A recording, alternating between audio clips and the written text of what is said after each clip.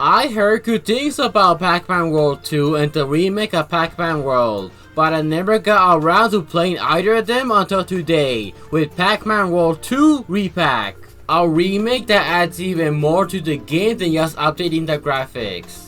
A minor complaint before I review the game: why is there no free Switch 2 upgrade? Both Switch 1 and 2 cost the same. Shadow Labyrinth got a free upgrade, so why can't this game? The reason I'm mentioning this is that I purchased the Switch 1 physical edition, as it includes a full game on the cartridge. In contrast, the Switch 2 edition is a game key card. I understand why third parties do this, as Nintendo is currently only able to produce 64GB cartridges for the Switch 2, and hopefully make different cartridge sizes in the future. The Switch 1 version is still pretty good with no issues. Small complaints aside, let's get on to the remake.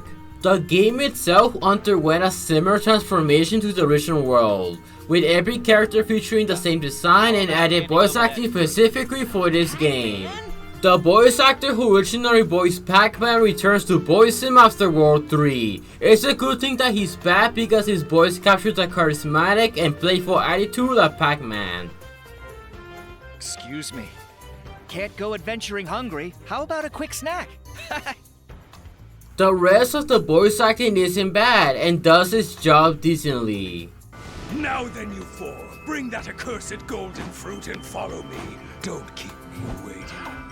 Once we start the game, we begin in Pac Village. The village allows you to freely roam around and get adjusted to the controls. The controls are very snappy and responsive. It feels great just moving Pac-Man around. Even climbing up from an edge feels fast, which is a testament to the smoothness of the controls. The moveset for Pac-Man is pretty simple, but that's not a bad thing. He can butt bounce to hit foes and super butt bounce at the right time to go higher, along with being able to go high with these trampolines. Rep Roll allows Pac-Man to go up hills and over these ramps with momentum. It's also used to stun these Rep Goats and operate these mechanisms. Flip Kick is used to destroy crates that contain items as well as airborne enemies. Pac-Dot returns from the first remake and doesn't really serve much of a purpose other than hitting enemies from afar or below you. Pac-Man is also able to flutter after jumping to give extra airtime to make it over gaps. This game is also generous in giving a highlighted shadow that shows where you're gonna land after a jump. Pac Village is similar to Waddle Dee Town in Forgotten Land, where as you progress it becomes increasingly populated. It also features an arcade and a house where you can change skins. The arcade, you can unlock 3 Pac-Man arcade games, play the mazes you unlock by getting the Galaxian levels, a catch-up to get figures similar to Kirby in the Forgotten Land, and a jukebox. I cover more of the arcade as we go on because I want to discuss the levels. The levels themselves take place in pretty standard areas for a platformer. These include a meadow, a forest, an ice mountain, a volcano, sea, and a spooky land. The game does a good job of making obstacles with these areas in mind. Meadows is just your standard beginning area of the game that does its job at introducing you to the various abilities and mechanics found in the game. There are 3 pellet abilities you can get. The Metal Pellet is essentially a Metal Mario, which makes him invisible, allowing Pac-Man to walk anywhere, including lava, and adds weight, enabling him to go underwater. It's pretty well utilized. There are some portions, like in this forest level, where you have to quickly platform through this so it doesn't run out while you're crossing through. You also don't use it to freeze enemies. No, you have to navigate around these enemies and then you can obtain the pellet. The mini pellet allows you to fit into small gaps or flow with the help of this tiny fan. That's pretty much it. Why not make a similar level design like in Minish Cap, where normal enemies become bosses, or make an entire level where you're small? There's so much potential this pellet could have had. Power Pellet gives you the ability to destroy any enemy, especially ghosts. The game does a good job of spicing up areas with ghosts.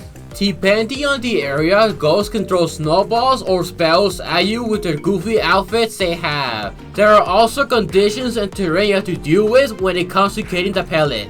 In some of them, you have to find switches to spawn it, others you have to make sure you don't land in lava and die. What I really do like about the power pellet is that you can skip most of these sections if you don't want to do them, and if you eat all the ghosts, you get an extra life. When it comes to lives, this game gives a lot of them, so you never get a game over. Other mechanics that are found are these switches that can spawn platforms or this red pellet that leads you to a different area. There are special switches that must be activated in a specific order for an event to occur. A smart way to encourage the player to look around to find the secrets and see how 100%ing works in this game. 100%ing the game requires you to get all fruits in the levels. However, if you do the level and don't get all of them, you have to find all of the fruits for it to count to 100%. Yeah, that might not be very pleasant to do, especially when there's one that you missed. Luckily, you can find them easily by going slow and taking your time, or resetting back to previous checkpoints at any time. What's weird is that once you collect a fruit before a checkpoint, you still get that fruit, so that defeats the point of some challenges, like this worst getting part in the spooky forest. The same applies to enemies, who don't show up after you kill them. You can even backtrack to retrieve something and die to return to the checkpoint you were in to save time. There are parts that if I couldn't reset to the previous checkpoint, I would get furious. I'm referring to this specific part in 4-2 where you roll down and the controls don't feel good, so you can easily mess up and miss a fruit.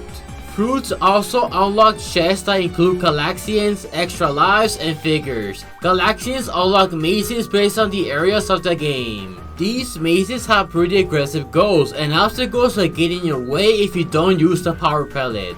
It's a solid time, and it's satisfying to complete the maze quickly without dying. Doing these mazes unlocks Caldera Pond in the arcade. Another thing I want to mention is the addition of missions that require you to complete simple tasks, such as gathering all of the fruit, killing all enemies, or destroying all crates to obtain skins, games, and discs, which is a great reward. It's nice that the game tells you from the get-go what they are.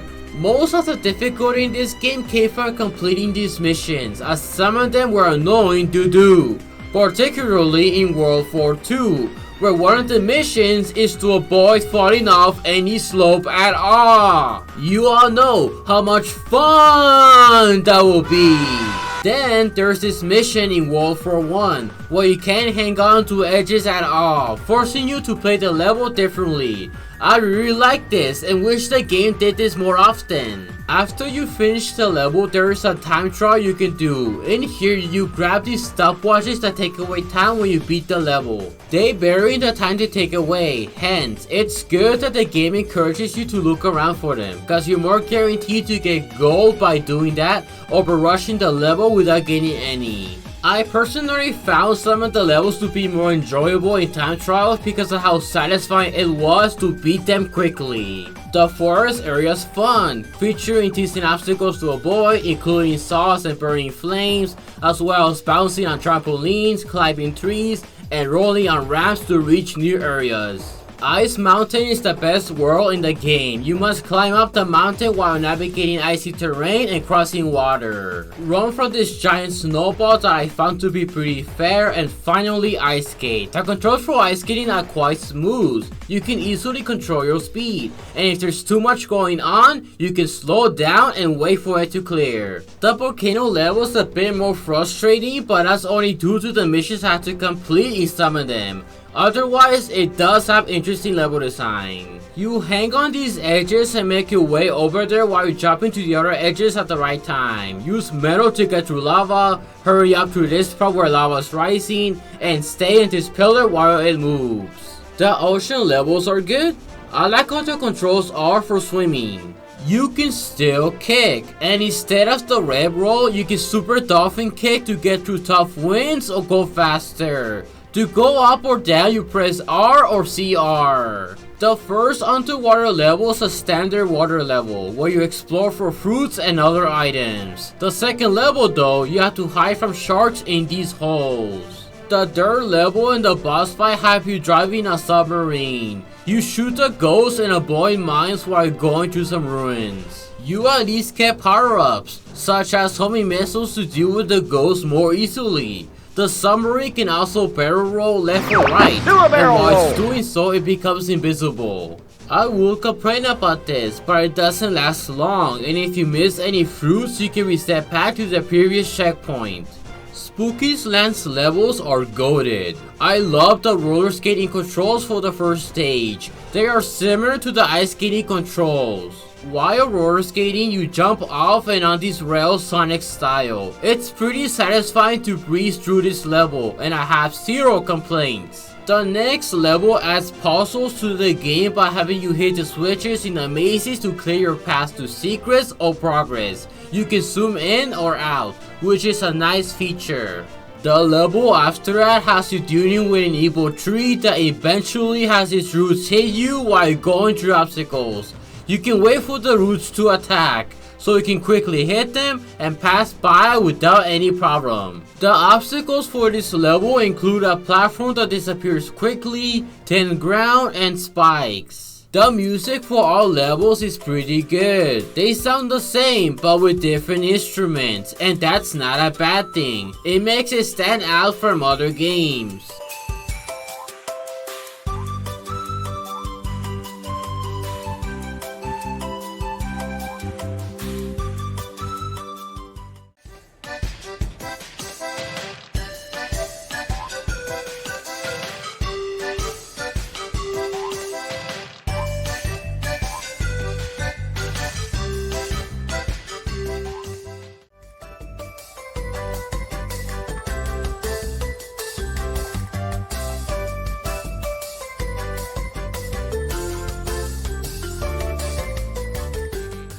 Now for the bosses. Frog is a very standard boss fight, while you bounce on its tongue and roll up its mouth.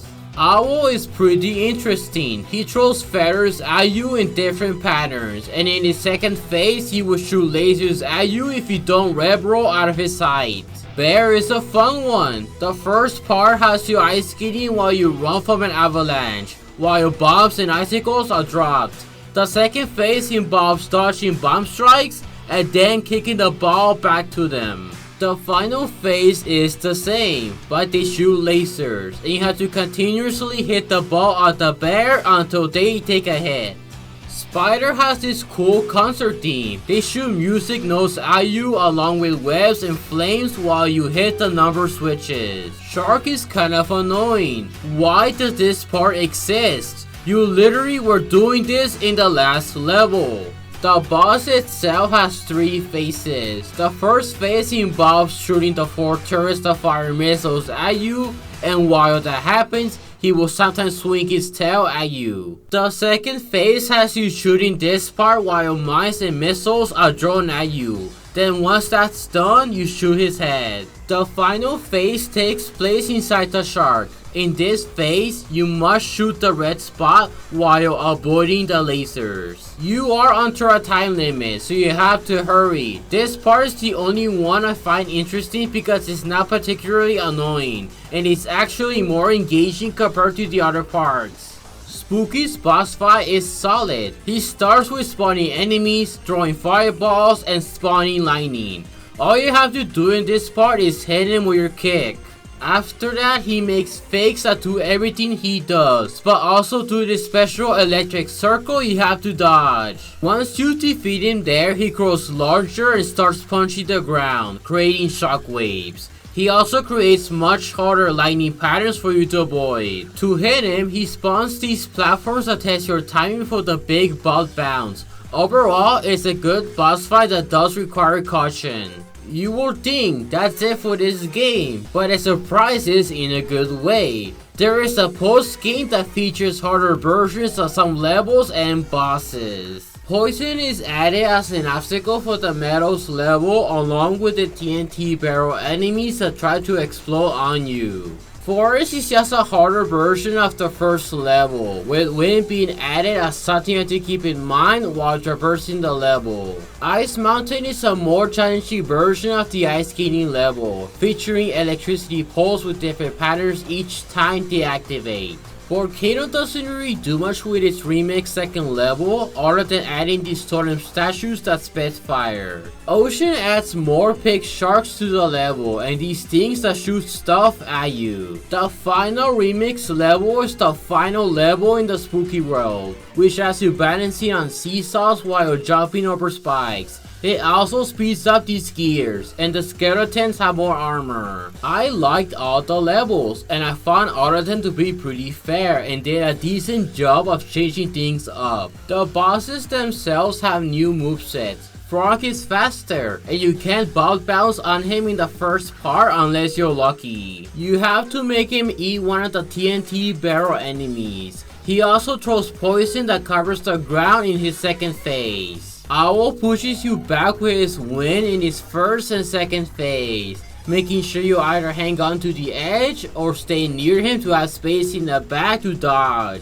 He also throws tornadoes in his second phase, making it much harder. Bear's attacks now leave an energy effect that harms you after touching the ground. They also spin towards you. Spider adds gas for you to fall in, shoots spider webs that are on fire, and lasers that have different patterns as the battle progresses. Shark is pretty annoying. It spams these electrical orbs at you while you deal with missiles and mines. Can't forget about the unnecessary shoot 'em up before the boss. The final phase is pretty fun. I love the harder laser patterns.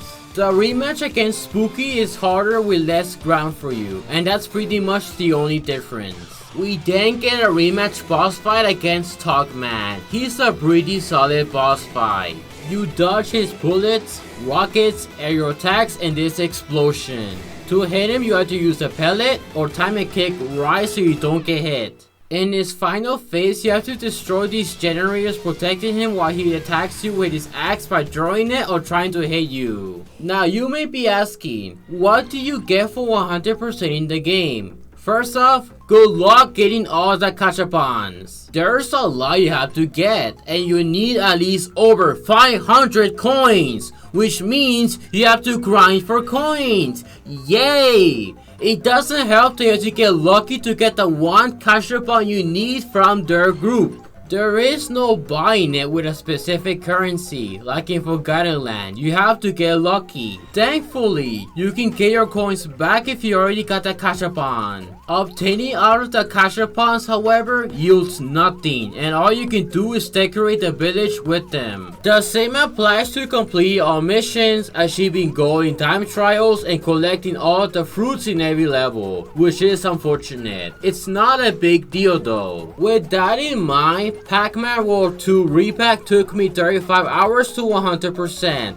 For $30, that's a good deal. While the game doesn't have the best level design for a 3D platformer, it still has solid level design and is challenging. For this reason, the game gets an 8.5 out of 10. I highly recommend this game if you're on a budget or just want to get it. Thank you all for watching.